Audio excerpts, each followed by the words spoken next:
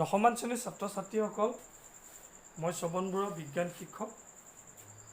মই তোমালোকৰ বিজ্ঞানৰ এটা পাঠ, পদাৰ্থ বিজ্ঞানৰ এটা পাঠ, অধ্যায় 10 পদাৰ্থ বিজ্ঞানৰ পোহৰ প্ৰতিফলন আৰু প্ৰতিসৰণ, লাইট ৰিফ্লেকশ্যন এণ্ড ৰিফ্ৰেকশ্যন, এই পাঠটো মই আৰম্ভ কৰিব বিচাৰিছোঁ। ইয়াৰে তোমালোকৰ প্ৰথম মই আলোচনা কৰিব বিচাৰিছোঁ এটা টপিক, লাইট ৰিফ্লেকশ্যন, পোহৰ প্ৰতিফলন। পোহৰ প্ৰতিফলনৰ সম্পৰ্কে মই আজি আলোচনা কৰিব বিচাৰিছোঁ। তোমালোকে লাইট ৰিফ্লেকশ্যন, পোহৰ প্ৰতিফলনৰ সম্পৰ্কে ক্লাছ 6ৰ পৰা তোমালোকে পাই আহিছা। ক্লাছ 6ত লাইট ৰিফ্লেকশ্যনৰ সম্পৰ্কে আছে, 7তো আছে, 8তো আছে, আৰু তোমালোকে ইয়াত দশমমান শ্ৰেণীটো তোমালোকে আছে। গতিকে 6ৰ পৰা যিখিনি পাইছা তোমালোকে এইখিনি অলপ প্ৰাথমিক পোহৰ সম্পৰ্কে অলপ প্ৰাথমিক জ্ঞান, কিন্তু ইয়াত তোমালোকে কিছুমান তাতকৈ ওপৰত কিছুমান কথা তোমালোকে ইয়াত পাবা। গতিকে আজি মই প্ৰথম তোমালোকৰ লগত পোহৰ প্ৰতিফলনৰ সম্পৰ্কে আলোচনা কৰিব বিচাৰিছোঁ। নিশ্চয় তোমালোকে বুজাত সমস্যা নহ'ব চাগে, আগৰ পৰা তোমালোকে ইয়াৰ বিষয়ে পাই আহিছা। এতিয়া চোৱা, আমাৰ গোটেই পৃথিৱীখনত আমাৰ চাৰিওফালে অনেক বস্তু আমি দেখিবলৈ পাইছোঁ। এতিয়া যদি তোমালোকৰ ৰুমৰ এটা ৰুমটোত, তোমালোকৰ ৰুমটোত, পঢ়া ৰুমটোত, তোমালোকৰ বা ঘৰখনত, তোমালোকৰ ঘৰখনত যিবিলাক বস্তু আছে এই বস্তুবিলাকতো তোমালোকে দেখিছা। যদি তোমালোকৰ আন্ধাৰ কোঠা এটাত মই বা সেই ৰুমটোত যদি তোমালোকৰ ৰুমটোত যদি মই লাইট অফ কৰি দিওঁ, ৰাতি আন্ধাৰ কৰি দিওঁ, তেতিয়া তোমালোকে তোমালোকৰ বস্তুবোৰ দেখা পাবানে?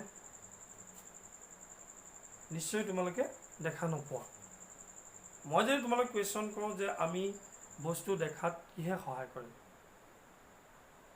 তেতিয়া তোমালোকে হয়তো চকুৰ বিষয়ে ক'বা, পোহৰৰ বিষয়ে ক'বা। চকু থাকিলেই যে আমি বস্তু দেখিম সেইটো নহয়, আৰু পোহৰ থাকিলেই যে আমি চকু নহ'লে বস্তু দেখিম সেইটোও নহয়।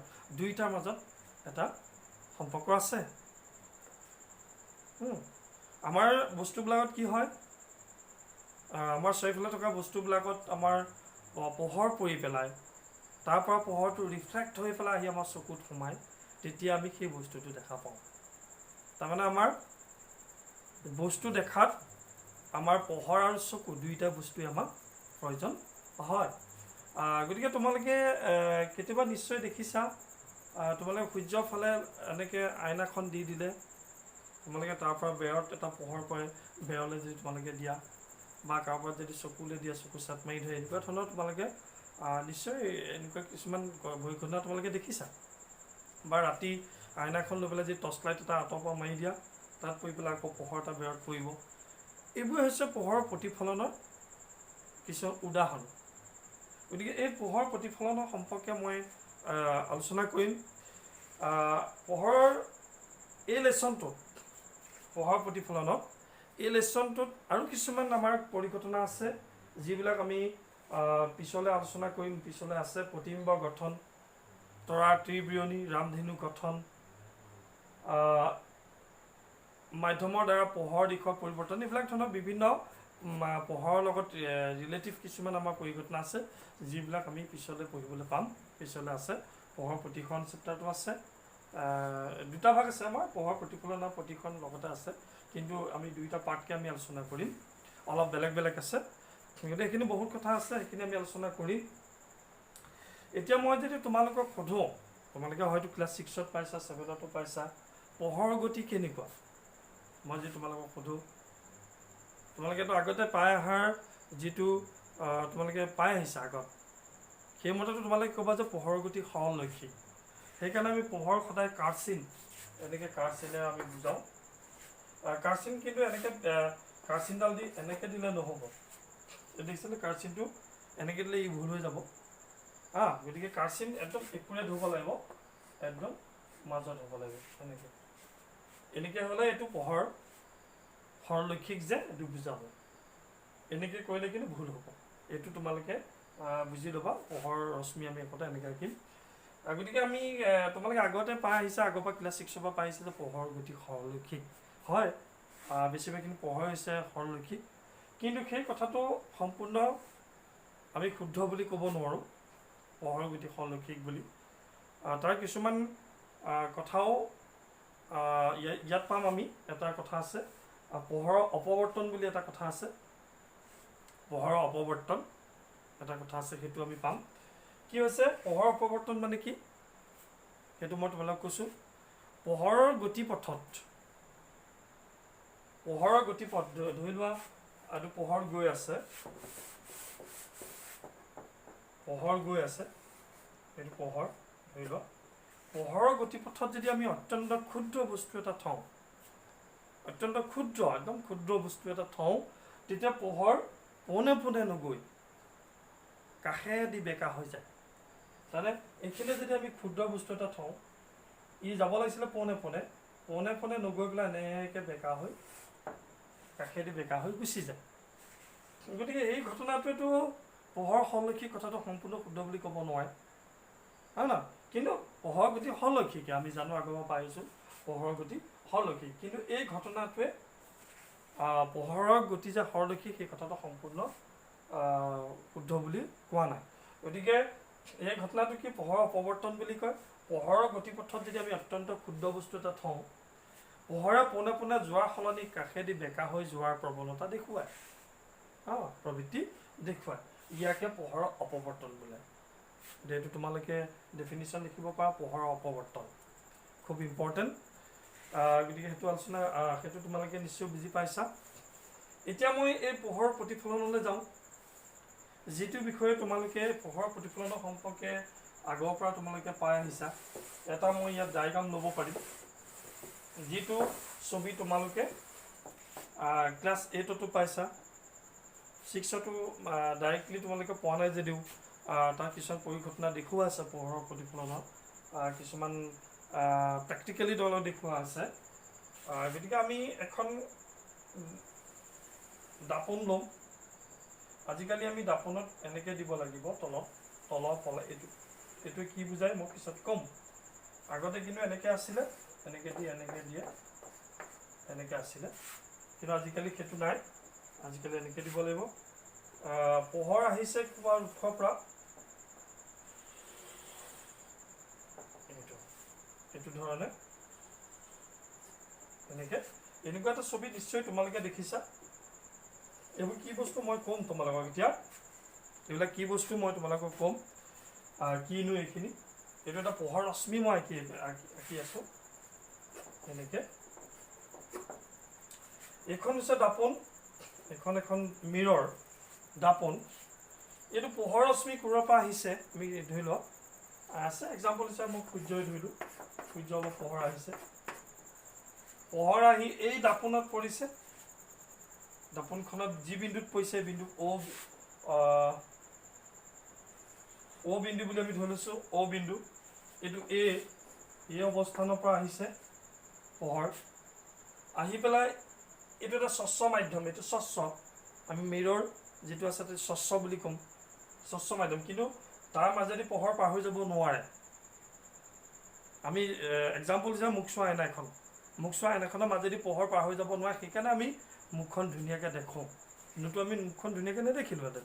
এতিয়া তোমালোকে আমাৰ খিৰিকীত লগা গ্লাছবিলাক চাবাচোন, য'ত প্ৰলেপ নাই বা বেকত একো নাই, তাৰ মাজেদি তোমালোকে ভিতৰৰ বস্তুবিলাক দেখা পোৱা, বা নিজৰ মুখখন ভালকৈ আমি দেখা নাপাওঁ, হয় নহয়? তাৰ মাজেদি পোহৰ পাৰ হৈ যায়, গতিকে ইয়াৰ মাজেদি পোহৰ পাৰ হ'ব নোৱাৰে কিয়, এইটো এটা প্ৰলেপ।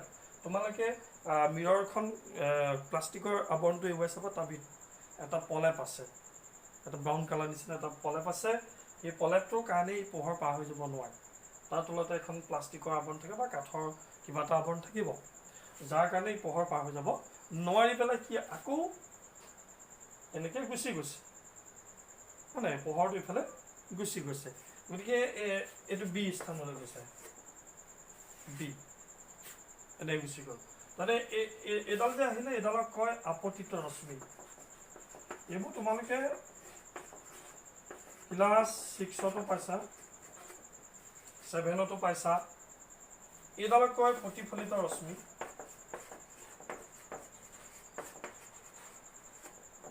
প্ৰতিফলিত ৰশ্মি।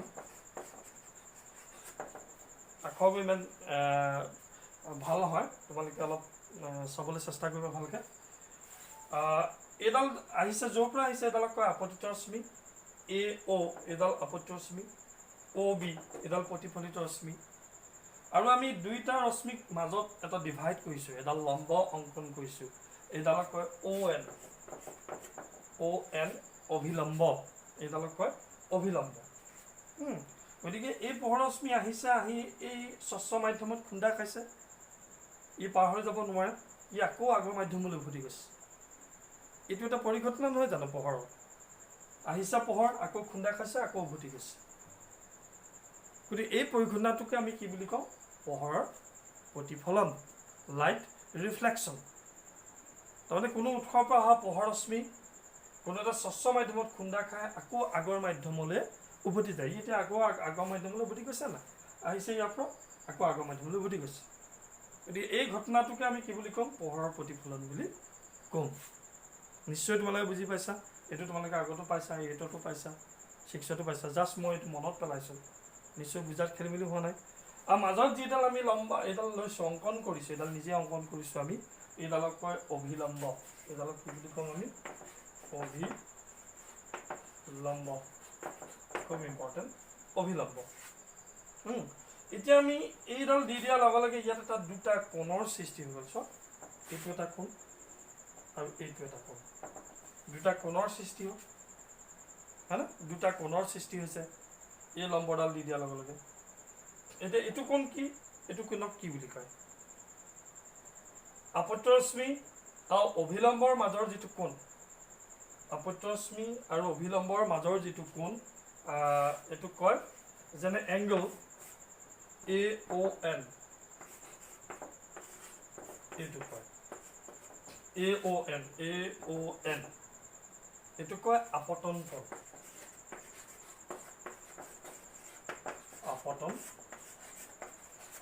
এইটো কয় আপতন কোণ এই কোণটোক কয় আপতন কোণ আৰু এইটো কোণক আমি কি বুলি ক'ম BON আমি যদি এংগল BON লাগে এইটো কয় প্ৰতিফলন কোণ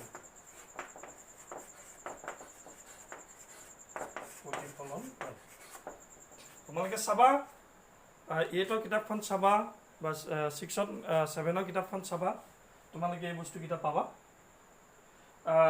এংগল AON এইটোক কয় আপতন কোণ এংগল BON এইটোক কয় প্ৰতিফলন কোণ গতিকে তোমালোকে এই বস্তুটো বিৱৰণ তোমালোকে দিব পাৰা অত্যন্ত SSLC এক্সামিনেশ্যনত আহিলেও তোমালোকে যিবিলাক প্ৰি টেষ্ট তোমালোকৰ বছৰেকীয়া পৰীক্ষাত এই বস্তুটো আহে পোহৰৰ প্ৰতিফলন কাক বোলে পৰিঘটনাটো ব্যাখ্যা কৰা চিত্ৰৰ সহায়ত ৰশ্মি চিত্ৰৰ সহায়ত ব্যাখ্যা কৰা পোহৰৰ প্ৰতিফলন কাক বোলে পোহৰৰ প্ৰতিফলনৰ পৰিঘটনাটো ৰশ্মি চিত্ৰৰ সহায়ত ব্যাখ্যা কৰা তেতিয়া তোমালোকে এনেকৈ ব্যাখ্যা কৰিব লাগিব AO এডাল হৈছে আপত্য ৰশ্মি OB প্ৰতিফলিত ৰশ্মি ON অভিলম্ব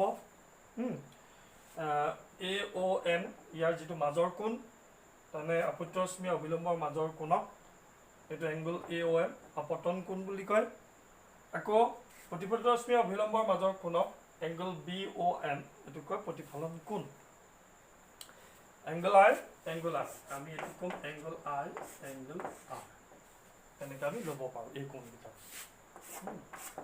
আমি ল'ব পাৰোঁ গতিকে এইটো নিশ্চয় তোমালোকে বুজি পাইছা আৰু তলৰ এইটো যিটো কৈছোঁ এইটো তোমালোকে যিটো পলেপ মিৰৰখনৰ যিটো তলত থকা পলেপ এই পলেপটো হয় আগতে এনেকৈ ডাক চিন দিয়ে এইবিলাক পলেপ চিনটো আজিকালি এইটো নাই তলত এনেকৈ এটা আঁচ দিব লাগে পাতল গতিকে এইটো হৈছে তোমালোকৰ পোহৰৰ প্ৰতিফলনৰ যিটো পৰিঘটনা নিশ্চয় তোমালোকে বুজি পাইছা যদি বুজি পোৱা নাই মোক তোমালোকে কমেণ্ট কৰিবা বুজাত মই বোধহয় বুজাত ইমান তোমালোকৰ প্ৰব্লেম নহয় কাৰণ এইটোতো পাইছা 7তো পাইছা এতিয়া ইয়াৰ পৰা তোমালোকে দুটা সূত্ৰ খুব আহে পৰীক্ষাত SSLC এক্সামিনেশ্যনত খুব আহে পোহৰৰ প্ৰতিফলনৰ সূত্ৰ দুটা লিখা খুব আহে নিয়ম বা সূত্ৰ পোহৰৰ প্ৰতিফলনৰ সূত্ৰতে কি কি হ'ব পাৰে ইয়াৰ পৰাই তোমালোকে উলিয়াব পাৰিবা ইয়াৰ পৰা 1 নম্বৰত তোমালোকে লিখিব পাৰিবা আপত্য ৰশ্মি প্ৰতিফলিত ৰশ্মি আপতন এইটোক কয় আপতন বিন্দু দেই O বিন্দুটো কয় আপতন বিন্দু য'ত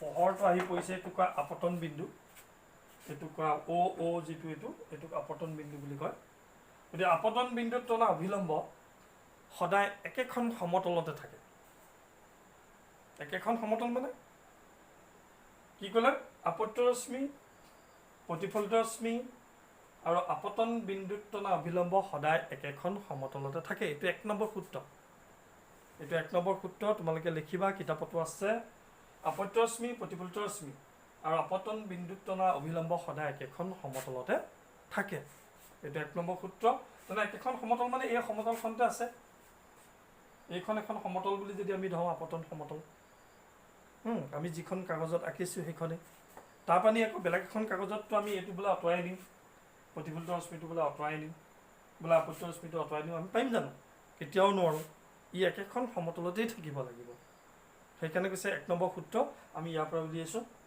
আৰু 2 নম্বৰ সূত্ৰটো কি 2 নম্বৰ সূত্ৰটো আৰু শৰ্ট মনত ৰাখিবলৈ বহুত ইজি এই দুটা কোণ পাইছিলা তোমালোকে আপতন কোণ আৰু প্ৰতিফলন কোণ দুটা পাইছিলা আপতন কোণ আৰু প্ৰতিফলন কোণ এই আপতন কোণটো যদি তোমালোকৰ 60 ডিগ্ৰী হয় এই প্ৰতিফলন কোণটো 60 ডিগ্ৰী হ'ব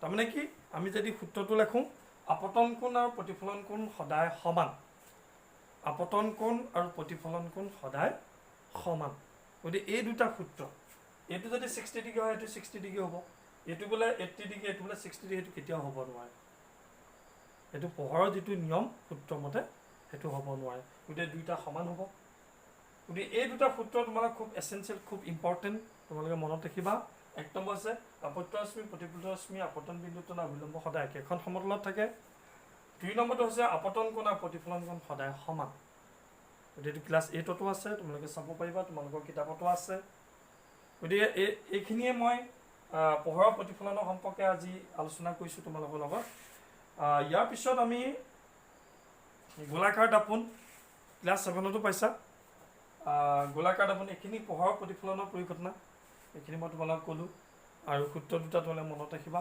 এতিয়া গোলাকাৰ দাপোননো কি গোলাকাৰ দাপোননো কি এটা গোলকৰ অংশ বিশেষ গোলকীয় দাপোন মানে কি গোলাকাৰ দাপোন মানে কি এটা গোলকৰ অংশ বিশেষ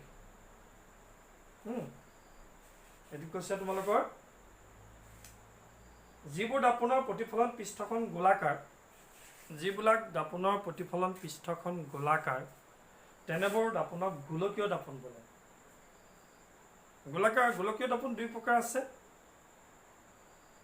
অবতল দাপোন আৰু উত্তল দাপোন এটো তোমালোকে ক্লাছ 8তো পাইছা তোমালোকে আমি যদি এটা ক্ৰিকেট বল টেনিছ বল এটা আমি যদি দুভাগ কৰোঁ এটা ফলক আমি অবতল দাপোন বুলি ল'ব পাৰিম আৰু এটা ফলক আমি উত্তল দাপোন বুলি ল'ব পাৰিম এতিয়া বিশেষ ইমান টান নহয় বস্তুটো তোমালোকৰ গোলাকাৰ দাপোন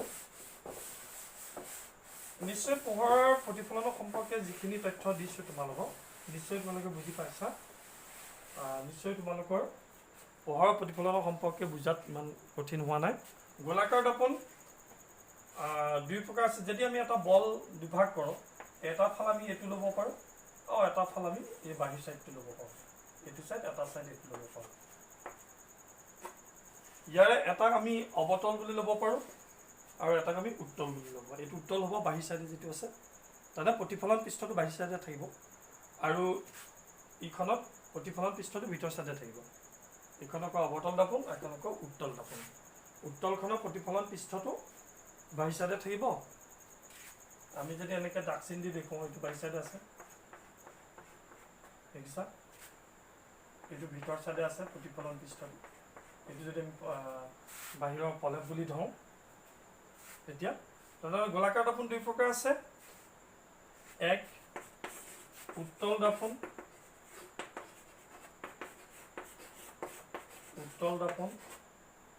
দুই অবতল দাপোন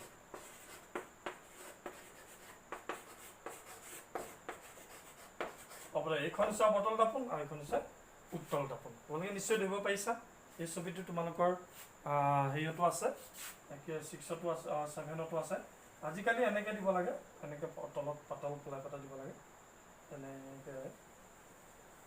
এনেকৈ দিব লাগে এইটো প্ৰতিফলন পৃষ্ঠত কাৰ চিনে দেখাইছোঁ ভিতৰলৈ ভাঁজ খাই আছে আৰু এইটো বাহিৰলৈ ভাঁজ খাই আছে তেনে যিবিলাক দাপোনৰ প্ৰতিফলন পৃষ্ঠখন বাহিৰলৈ ভাঁজ খাই থাকে বাহিৰলৈ উফন্দি থাকে তাক কয় উত্তল দাপোন আৰু যিবিলাক দাপোনৰ প্ৰতিফলন পৃষ্ঠখন ভিতৰলৈ ভাঁজ খাই থাকে ভিতৰৰ ফালে সোমাই থাকে তাক কয় অৱতল দাপোন। নিশ্চয় তোমালোকে পৰিচয় হৈছে 7তো তোমালোকে পাইছিলা। ইয়াৰ পিছত উত্তল কি পোহৰৰ প্ৰতিসৰণতো তোমালোকে দুখন পাবা।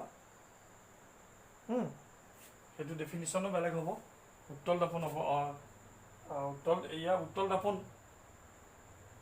সেইটো লেন্স পাবা। প্ৰতিসৰণত তোমালোকে লেন্স, উত্তল লেন্স আৰু অৱতল লেন্স এনেকৈ পাবা তোমালোকে।